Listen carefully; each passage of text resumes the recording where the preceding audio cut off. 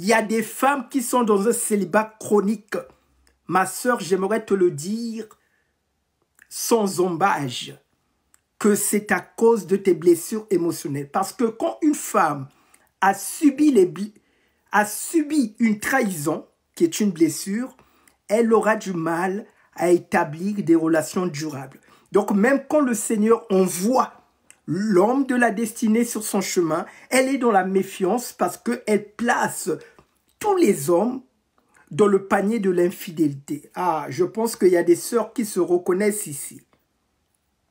Les blessures émotionnelles doivent être traitées rapidement parce que ce sont des gangrènes qui t'empêchent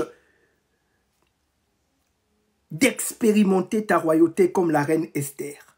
Et oui, si tu veux entrer dans l'accomplissement de ta destinée, tu dois traiter les blessures émotionnelles terribles. On a tous vécu, on a tous été blessés un jour, hein. On a tous traversé des blessures émotionnelles. Donc les blessures émotionnelles, c'est quoi? C'est quelque chose de profond. C'est une douleur profonde qui est due à des expériences traumatisantes. Donc si tu as été abandonné par ton père et ta mère, tu as subi la blessure de l'abandon. Et donc, tu vas être animé d'une insécurité. C'est pour ça que les femmes qui ont été abandonnées, elles attendent souvent que leur conjoint joue le rôle du père. Et ça, c'est compliqué. C'est pas évident. Il faut beaucoup de sagesse. J'ai trop souffert dans ma vie. Maman, tu as trop souffert dans la vie. Il y a une saison qu'on appelle la saison de l'épreuve. J'en parlerai. On traverse tous des saisons dans notre vie. Donc, maman, si tu as trop souffert dans ta vie, il y a des gens qui souffrent encore plus que toi. D'accord? Donc, si tu souffres, c'est ta croix, il faut la porter. Ce que j'aime dans la vie, c'est que les souffrances ne sont que temporaires. Dis-moi Amen. Amen. Ça, c'est une parole d'encouragement pour toi, maman. Les souffrances ne sont que temporaires. Aucune souffrance ne dure toute la vie. Joseph n'a pas souffert toute sa vie. Job, c'est pareil. Il y a une période de récolte où tu vas moissonner avec chant d'allégresse. Le problème, tout dépend de ton attitude quand tu traverses ces épreuves.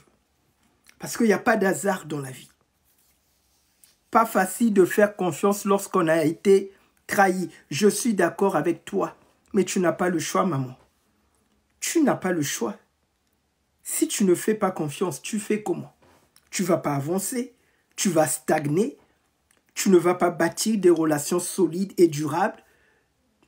Parfois, c'est la saison de restauration, comme la sœur l'a dit.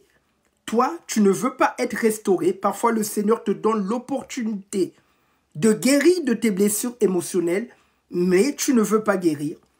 Le Seigneur Jésus-Christ dit dans Matthieu 11, versets 28 à 30, « Venez à moi, vous tous qui êtes fatigués, je vous donnerai du repos. » C'est ça qu'on appelle la saison de la restauration. Écoutez, j'aimerais vous le dire de manière très claire, bien-aimés, mes très chères sœurs, mes très chers frères, le médecin de l'âme, blessure émotionnelle, aussi appelée blessure de l'âme. Il n'y a que Jésus-Christ qui peut te guérir des blessures émotionnelles. Autrement dit, il n'y a que le Saint-Esprit qui peut te guérir des blessures émotionnelles. Ça, ce n'est pas le travail des hommes. Ce n'est pas le travail des hommes. Ça, c'est le travail de Dieu lui-même. Parce que l'âme, il n'y a que le Seigneur qui peut traiter la maladie de l'âme. Le roi David a dit Amen. Il restaure mon âme.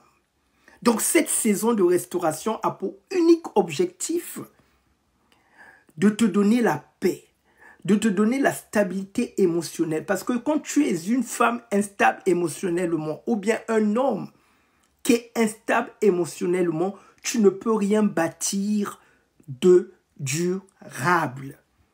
Tu ne peux rien bâtir